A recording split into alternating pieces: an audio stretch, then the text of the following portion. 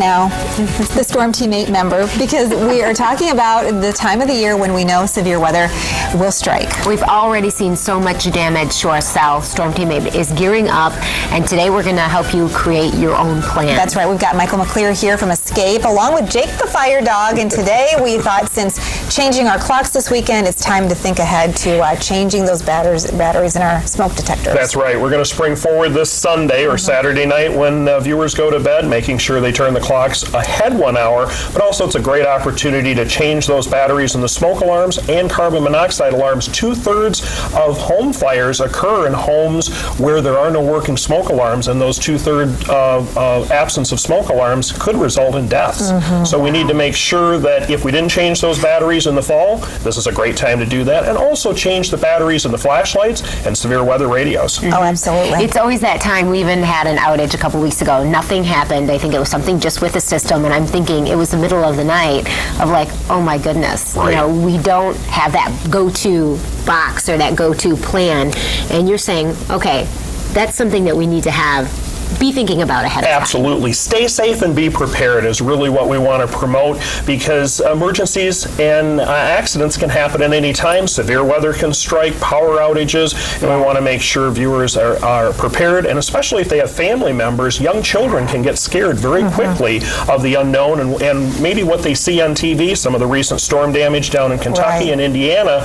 Have a conversation with the family as far as what they would do if they get home from school and no one is home, making sure that we have those plans, making sure we have a kit with extra batteries, especially for older adults where they may have hearing aids or even glucose monitors, making sure that they have batteries even for the cell phones if the landline is not thinking working. through all of those possibilities, and you know, we have already seen deadly tornadoes in the country, and we know that we're in one of those favorable weather patterns this year where that storm track is going to be lifting north, and so here in Michigan it's easy to get lulled into kind of a false sense of security because we don't get the crazy run for your life weather very often, but this year could be a bad one. Exactly, and they're predicting next week. I think you've mentioned that it's going to warm up again. Yeah, almost 70 by the end of next week. So you brought some great examples here, Michael. Why don't you walk us through a couple of these items? I think a first aid kit, every family needs to have one. They should have one, and in one for multiple levels of the home and also multiple people in the family, so that not just one kit, but we have many kits, so that it's easy to grab and go when we need to go to the storm shelter, or if there's a fire and we need to leave the home, take that first aid kit right outside to the relocation point. It could be a tree or even the mailbox. That's so important, because I could say I have a whole closet full of medicine, of everything that I would ever need, but transportable. Exactly. And we can put these things together for a very minimal cost. Getting trained in CPR and first aid, being prepared in an emergency. The public can't always rely on emergency services when there's a mass disaster, and I can speak to that first-handedly as a firefighter. So we want to make sure citizens are prepared immediately within their neighborhood so that they're going to be able to go to a safer area and tend to those who are more injured or ill than they may be. That's right. You don't want to feel helpless in the case of an emergency. You want to really feel like you can do the best to your own level of expertise.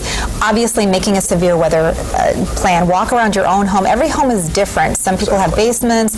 Some people don't.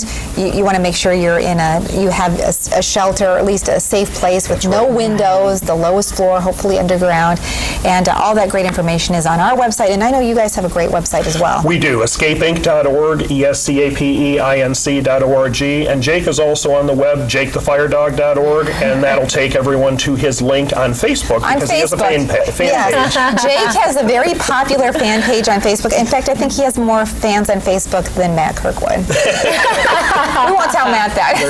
I don't know, they're both pretty cute. Just remember to use flashlights, not candles, when the power goes out, because these are a safer choice, and a lot of these flashlights now come in LED and low voltage technology. We love that. I have a little lantern right by my bed. I know where it is. Excellent. Well, thank you very much, Michael. And thank you, Jake. You're adorable. Such a good boy. He stayed awake today. He's got his eyes. I think he's a little jealous because of the other dog that was in today. Don't go away. More of 8 West is straight ahead. Thanks for staying awake, Jake. Before we do head to break.